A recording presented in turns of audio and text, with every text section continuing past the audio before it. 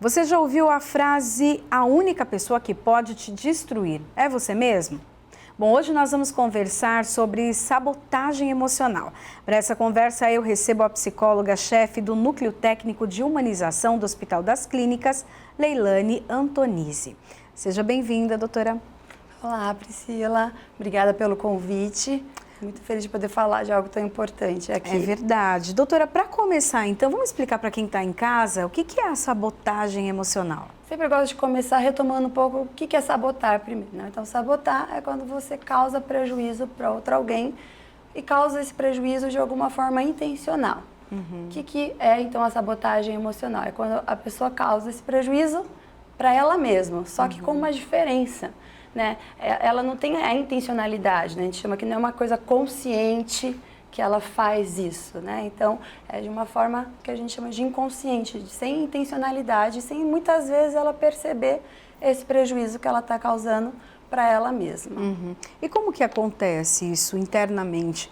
Que maneira? São medos, destruição de sonhos, ou não quer sonhar? O que acontece? Tem inúmeras maneiras, mas eu acho que o que é importante a gente retomar, pensar que tem como que funciona o nosso psiquismo, né? Eu acho que para a gente poder responder essa pergunta, é interessante a gente ver como que funciona.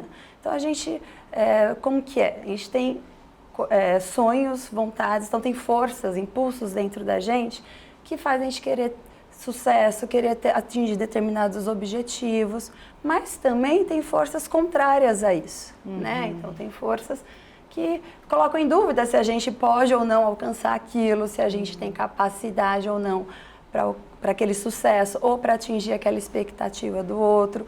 Então, dentro da gente tem essas duas forças. Então, dependendo como a gente vai se colocando das nossas experiências, tem que ver que lado aí vai ganhar, né, essa conversa, esse embate. Então, muitas vezes, o medo é um fator que faz parte desse processo, né? Porque, às vezes, eu recebo alguma coisa nova, né, que também a sabotagem emocional está relacionada a uma experiência também nova, alguma coisa mais desafiadora que te tira daquela zona de conforto, né? Aí gera medo, né? Mas eu acho que também é importante a gente falar que o medo é uma reação natural do ser humano, né? Ele existe, todo mundo tem medo, né? Eu acho que a gente não pode só falar que o medo é uma coisa ruim, acho importante trazer isso também, né? Que ele faz parte do nosso instinto de conservação até. Se a gente não tivesse medo, o que ia acontecer, né? Quantas situações de risco a gente poderia se colocar. Mas o medo excessivo também, ele pode te travar. E aí que começa a entrar essa questão, que a gente chama até de um ciclo dessa sabotagem, né? Eu fico com medo de fracassar, né? Às vezes até uma culpa de achar que eu não sou bom o suficiente para aquilo, que eu não mereço aquilo, né? E isso acaba virando ciclo, né? Então, vem o medo, eu não consigo, eu travo, né? Às vezes, a propostas de trabalho eu posso recuar, até em função disso, né? Então, é algo que acaba tendo um prejuízo para a vida da pessoa, que às vezes ela nem percebe o que está envolvido nisso tudo e vira esse ciclo, né? Então, um exemplo claro para a gente ver esse ciclo é, por exemplo, a gente, eu tenho uma prova e preciso estudar. Aí eu chego em casa, sento no sofá e passo o tempo todo no celular. Daí eu falo, não, amanhã eu vou e estudo de novo. Aí eu fico lá no celular o tempo todo. Aí chego já da prova, não vou bem, porque não estudei. E eu falo, na próxima vez eu estudo mais. Então, às vezes, na próxima vez pode ser que ela que continue esse mesmo padrão, né? Então, por isso que a gente chama que é um ciclo, né? Enquanto a pessoa não perceber a repetição desse padrão, ela vai se manter nesse ciclo, né? Todo mundo, em algum momento da vida, se sabota emocionalmente ou não? Existem pessoas específicas que têm algum comportamento diferenciado e por isso que ela se sabota? Eu acho que todo mundo pode passar por isso, né? Acho que não existe uma predisposição para mais ou para menos, né? Porque eu acho que, vamos pensar, né? A gente está diante de uma situação nova.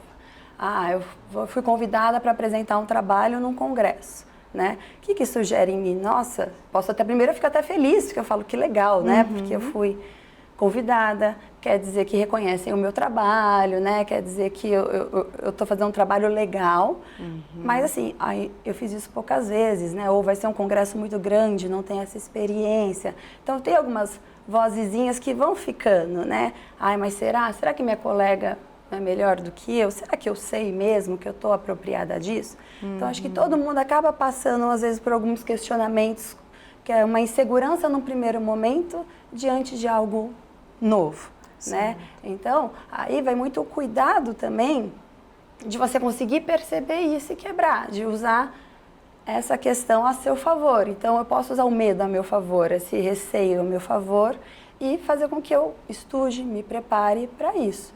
Mas existe uma predisposição, né? Se eu não tiver, talvez, essas percepções, qualquer pessoa pode estar sujeita. E na vida, se a gente pensar até na nossa própria vida, será que a gente já não teve situações em que a gente acabou se sabotando, né? Porque o que será que estava envolvido nisso tudo? Né? Que conflitos eu tenho em algumas situações que a gente pode se sabotar, né? Eu vejo muito, eu tenho na parte na clínica também, que eu atendo, às vezes jovens psicólogos querendo começar a ingressar aí na carreira, ingressar na clínica, mas parece que alguma coisa vai travando, né? Tenta, se envolve, estuda, começa a fazer um monte de curso, mas tem o medo de ir lá e se mostrar, né? Então, isso também acaba sendo uma forma, enquanto que todo mundo está sujeito, né? O que vai poder te proteger, digamos, a mais é essa conscientização, essa percepção, que eu acho que quando você percebe, você consegue, já é um primeiro passo, né? Dar uma quebra nesse ciclo. Tem a ver também a sabotagem com a baixa autoestima? Acho que está tudo bem relacionado, né? O que é autoestima, né? A gente associa muito a autoestima só a uma questão física do corpo, né? Da imagem, mas esse é apenas um dos aspectos, né? Que é a imagem corporal da autoestima, né? A autoestima ela envolve muitas outras coisas, inclusive isso, eu consegui me apropriar do que eu sou, do que eu sei, né? Consegui me apropriar disso tudo, né? De me valorizar também, né? Não só fisicamente, como é muito associado, mas intelectualmente, de saber no que eu sou bom, né? E de valorizar isso. Acho que às vezes a gente tem uma certa dificuldade, né? De valorizar no que a gente é bom, né? As nossas... o que eu consigo fazer de bom, né? Então, é isso que a gente percebe. E daí tem essa associação, né? Porque se eu tenho alguma questão com a autoestima, a probabilidade de eu me autossabotar pode aumentar. Porque eu já tenho essa fragilidade, digamos, essa vulnerabilidade. Eu já desconfio do meu potencial, né? Então, eu vou desconfiando já do meu potencial. Será que eu tenho essa capacidade? Que nem no exemplo do congresso. Será que eu sei o suficiente para realmente estar falando para tantas pessoas? Né? E isso vai fazendo com que possa me sabotar, né? Que a gente usa muito também sabotagem emocional ou autossabotagem, né? Que também são termos que falam da mesma coisa. E no caso da crítica? Porque quem tem também a baixa autoestima acaba tendo muito medo da crítica e não se expõe. E daí não se expõe, não mostra o que sabe fazer e acaba ficando ali paralisado. Então tem a ver também a crítica, o medo da crítica acaba sabotando? Sim, porque eu acho que aí é tudo bem interligado mesmo, né? Porque eu acho que tem a crítica e você tem o medo de ser criticado, o medo de fracassar também está muito relacionado a isso. Então, eu vou me expor, né? E aí, eu vou ficar vulnerável, porque quando você se expõe, de certa forma, você tem uma certa vulnerabilidade, né? Eu estou me expondo para o outro.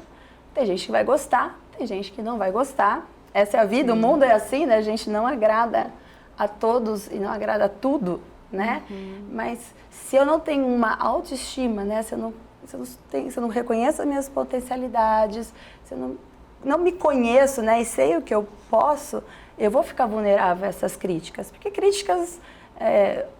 uma colega de trabalho, eu acho que ela diz, e é bem isso, críticas, a gente divide críticas negativas e construtivas, né? E ela sempre fala, não, crítica sempre vai te ajudar a construir algo, porque sempre é um retorno de algo que você pode melhorar. Então, ela é um pouco avessa a essa divisão de crítica. E eu acho que faz um sentido, né? Porque é um olhar de um outro sobre algo. E você não precisa necessariamente concordar com esse outro, né? Mas para você conseguir ter todo esse processo, necessita de uma maturidade e de um autoconhecimento. Porque se eu sou um pouco mais vulnerável, se eu sou um pouco mais insegura, aí isso pode ser uma forma que te trave mesmo, né? Que te trave e daí te impede de desenvolver. Nessa era de redes sociais, né, que as pessoas sempre querem mostrar o que estão fazendo e principalmente mostrar algo positivo, né? Essa questão da sabotagem, ela acaba também aumentando, né? Porque há uma exposição maior, há um retorno maior, críticas. Acha que isso pode aumentar a sabotagem e fazer com que as pessoas fiquem paralisadas? Sim, eu acho que isso tem muito efeito, a gente observa muito, né? Hoje em dia fala muito dessa questão até dessa positividade tóxica, né? Porque é tudo lindo, é tudo maravilhoso, é tudo sem nenhum problema, né? E o espaço para aquele, como se não pudesse existir, né, o outro lado, né? Como se não pudesse existir problemas, tristezas, quando existe algo que eu preciso esconder. E aí eu não consigo nem lidar direito com esses sentimentos. E isso vai, na verdade, deixando o sujeito mais vulnerável, mais sensibilizado, porque ele também não vai se apropriando e nem conseguindo perceber tudo que ele sente, né? Porque a gente é formado por esse misto de emoções. Isso me faz lembrar até uma crônica que uma amiga escreveu, que ela falava que ela admirava o trabalho dos passeadores de cães, né? Como que ele consegue passear com aquela quantidade de cães ali e de uma certa harmonia, né? E ela fez essa associação com relação aos sentimentos, né? Que a gente, também na nossa vida, a gente sempre vai caminhar, né? Com os nossos sentimentos ali, às vezes em harmonia, como a gente sempre espera, às vezes algum mordendo o outro, latindo um pouco com o outro, mas tristeza, alegria, o medo, tudo vai estar junto. E eu acho que com essa exposição das redes sociais, essa questão muito da felicidade, do bom, como se não pudesse existir o outro lado, acaba deixando alguns cachorrinhos aí, né, separados disso tudo. E a gente acaba vivendo uma inverdade, né, uma situação que não é verdadeira. Isso deixa mais vulnerável, deixa a pessoa mais sensível no sentido até para conseguir se expor, né? Aí a gente também, além da autossabotagem, tem muitas questões mais de depressão, né? Porque vai desacreditando nela mesma, porque ela vai achando que aquilo ela não tem e que precisaria ter. E isso vai complicando todo esse processo. A autossabotagem entra mais como um processo no sentido da fragilidade que ela vai se sentindo e ela não vai se sentindo capaz de se colocar e de fazer as coisas. Esse comportamento, ele é natural de ser humano ou é uma patologia, é uma doença? Eu acho que quando a gente fala, né, de patologia, eu gosto muito da definição, quando a gente vai estudar psicopatologia, né, você para estudar o que é normal e o que é patológico, existem inúmeros critérios, né, não é muito simples essa distinção do que é normal e do que é patológico. Certo. Eu acho que eu gosto muito, né, de utilizar quando a gente vai percebendo quanto aquilo vai impactando na vida da pessoa. Quanto de sofrimento aquilo vai trazendo e o quanto aquilo vai impactando na vida diária, nas atividades da pessoa. Então, se aquilo acontece pontualmente em algumas situações, mas em outras ela consegue, né, encarar e algum desafio aí, não se auto-sabotando, talvez é uma coisa. Agora, aquela pessoa começa a ficar mais paralisada, né? Até a imagem que vem é a pessoa se fechando completamente, né, com medos, né? Sempre que convida para alguma coisa, ela recua, né?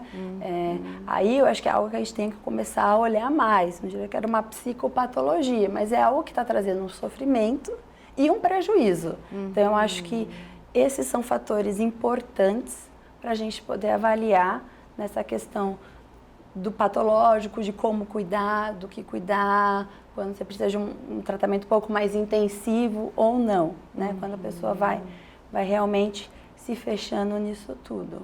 E o tratamento nesse caso, né? A senhora falou tanto da questão que pode ser uma psicopatologia, quanto mesmo um comportamento.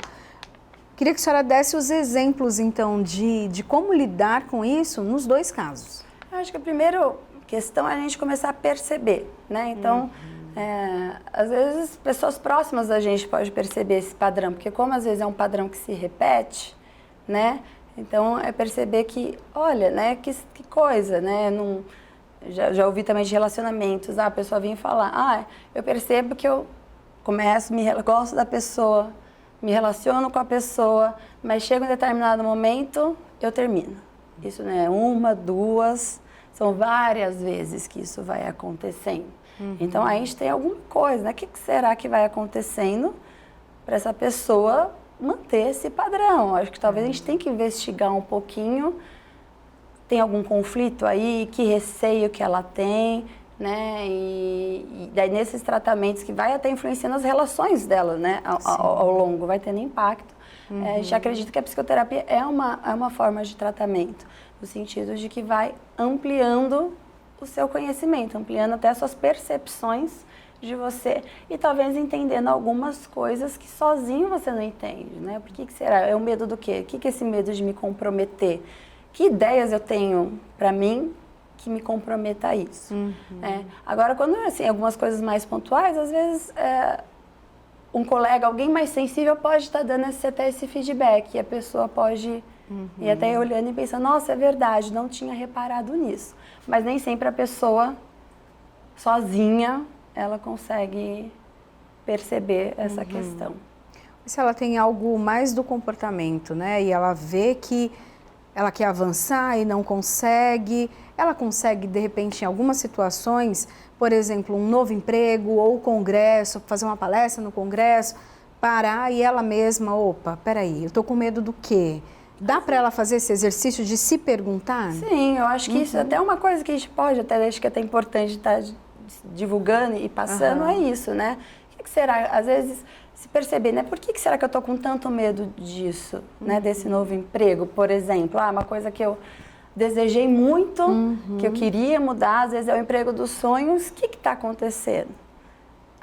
Estou com medo. Mas um medo numa coisa nova não natural. É estranho, né? Não é de se estranhar. Tá, então eu estou com medo, né? Mas o que mais? Né? E começar a se perguntar, mas aí eu estou com medo, mas eu vou recuar? Não, eu tô com medo, mas eu vou encarar assim mesmo, entendeu? Do congresso, aí eu tô com medo, tô com receio de me apresentar para um público maior do que eu já havia me apresentado. Mas eu tô com medo, mas vou. Né? Então, acho que conseguir se questionar, começar a entender. Eu acho que é um olhar para si, porque quando a gente fala de se questionar, é poder olhar para as suas emoções. Eu acho que a gente pode se perguntar a gente olha para nossas emoções no nosso dia a dia, né? A gente consegue conversar com elas, entendê-las e se permitir sentir elas, porque eu acho que isso é uma outra questão que também é importante. Se permitir sentir. Às vezes, se permitir sentir o medo, né? Por que não? Sim. Ele existe para uma função, que é ajudar muitas vezes a gente a se arrumar, a se organizar para uma ação. Então, por que não sentir? Né? Hoje em dia também a gente fala muito de depressão, por que não sentir tristeza? Né? Que tristeza é diferente de depressão. Por que não sentir? Tem uma função, eu preciso sentir algumas coisas. Então, essa percepção dos seus sentimentos, começar a ficar um pouco mais sensível a eles, ao que eu estou sentindo, parar e olhar o que eu estou sentindo, como é que eu estou. Isso pode ser um fator que pode ajudar. A gente está acostumado muito com o automático, né, doutora? Sim. E o ciclo da sabotagem é isso, é automático, porque você não percebe, né? E hoje em dia, eu acho que a nossa rotina, a forma como as informações chegam, as coisas acontecem, é muito imediato, é para ontem, é para agora, né? É tudo muito rápido, às vezes roubando o nosso tempo de reflexão, né? O nosso tempo de parar para pensar, ou o nosso tempo de fazer nada, né? Porque o ócio, ele é importante, né? Então,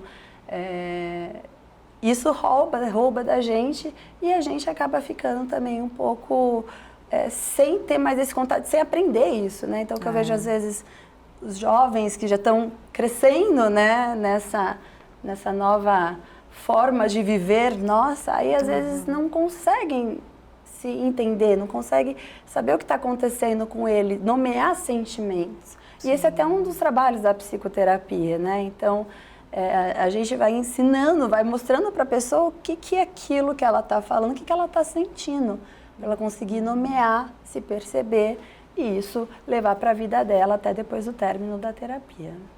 A senhora comentou sobre os relacionamentos, né? Tem gente que chega a um certo momento em que, de repente, quer muito ser pedido em casamento, quando termina o relacionamento.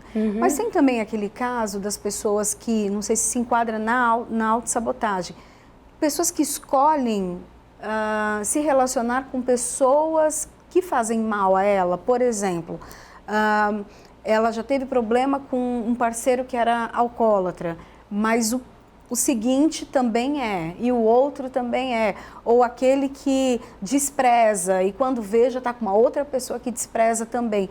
Está dentro, parece que está traindo, tem uma coisa, não sei se essa seria a palavra. É uma repetição, né? A gente vai percebendo, acho que quando você vai falando nessas situações, tem uma repetição de um padrão, de uma escolha, né?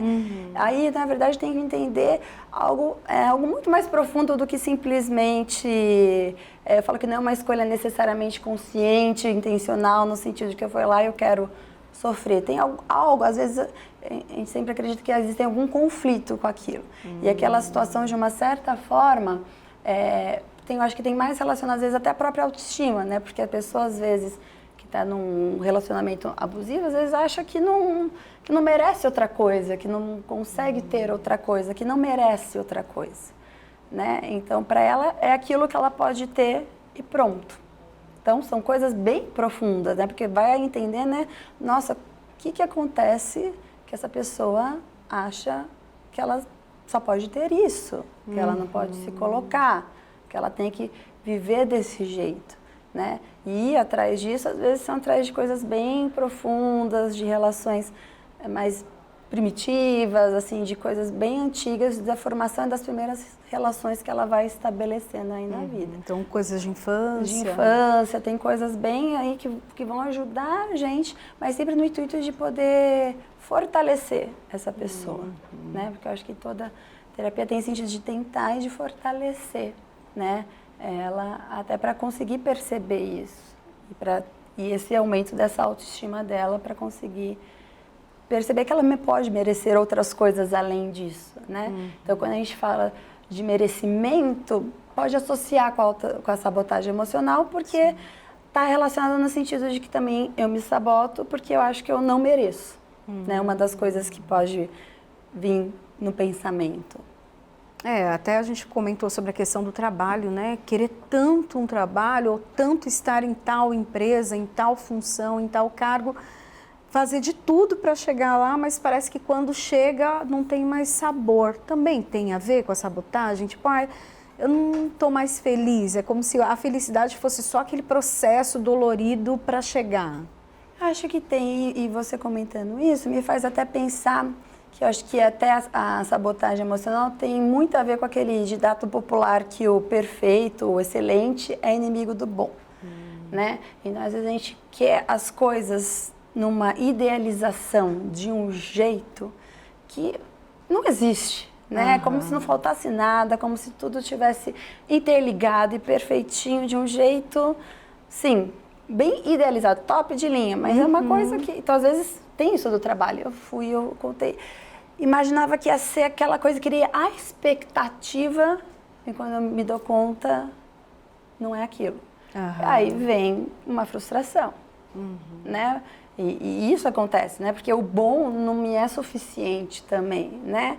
Mas aí a pessoa fica também se enganando, né? Porque se ela se mantém nesse ciclo, né? Será que a gente vai ter esse idealizado, esse perfeito, né? Então, isso vai fazendo com que a gente se retraia e chega nisso, não é o bom, então acaba me frustrando, né? Então, esse processo todo perde o sentido, e daí todo o trabalho perde o sentido e tudo perde o sentido. E as pessoas que estão de fora ficam olhando, né? Mas como? Era o que você queria? Era aquilo que você queria, que você lutou, que você fez tanto e agora perdeu, né? Então, acredito que alguma coisa dentro dela fica difícil de fixar isso, né? Isso para ela. Então, existem inúmeras coisas. Aí tem que investigar mesmo, Tem que investigar mesmo. Terapia. Vamos falar um pouquinho sobre procrastinação? Aí é uma coisa que pega muita gente, né? Então, às vezes você tem um prazo determinado, tem um projeto, longo prazo para realizar, mas parece que deixa para a última hora. Acontece com muita gente, né, doutora? Acho que acontece com todo mundo. Acho que até eu não saio isenta disso também, viu? Acho que isso acontece, né? Eu acho que a procrastinação tem uma relação, sim, né, com esse processo de sabotagem emocional, né? Mas eu gosto de pensar, né? Eu acho que até quando eu estava lendo um pouquinho, estudando, eu fui atrás de qual que é o sentido da palavra procrastinar, né? Porque eu acho que eu gosto sempre de voltar ao sentido inicial dela sem nenhum impacto do que a gente hoje entende por isso, né? Sem algo mais neutro, digamos, né?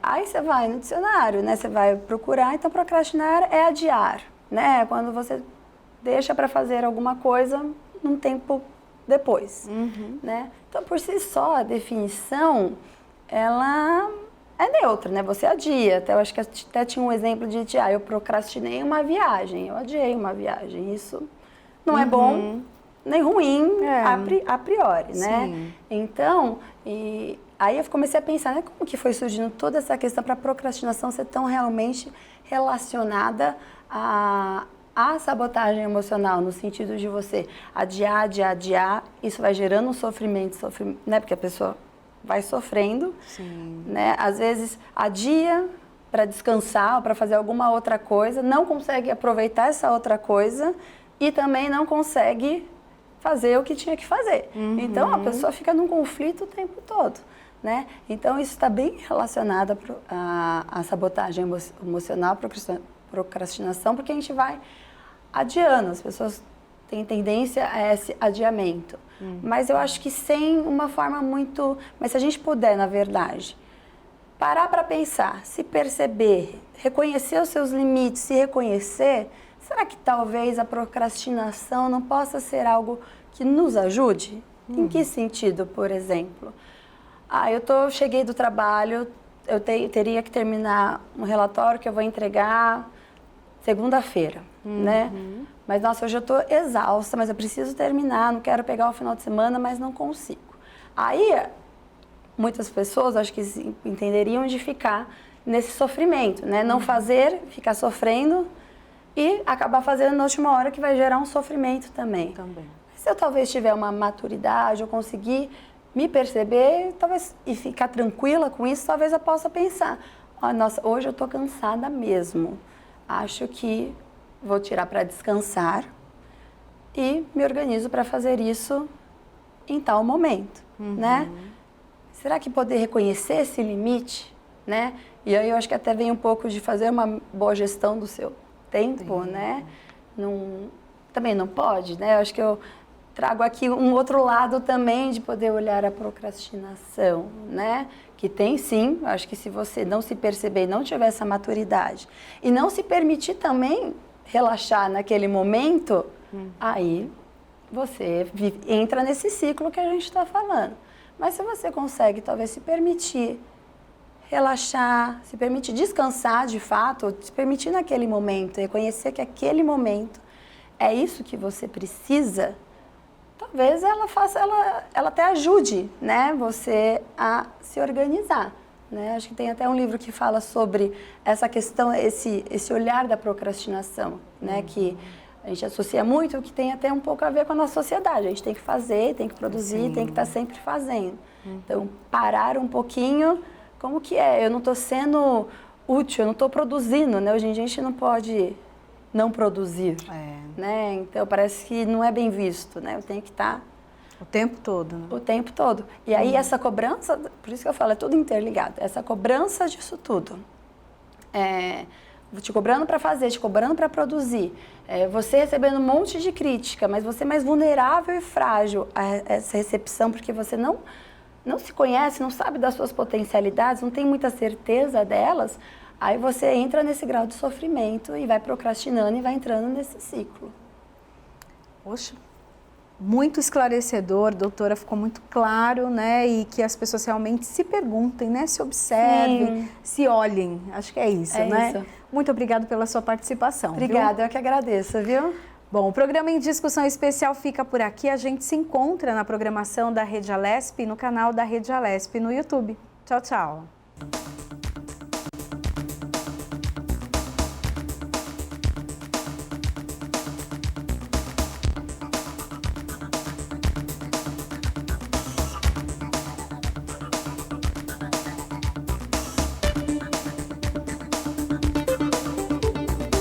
Vale a pena. Preocupação.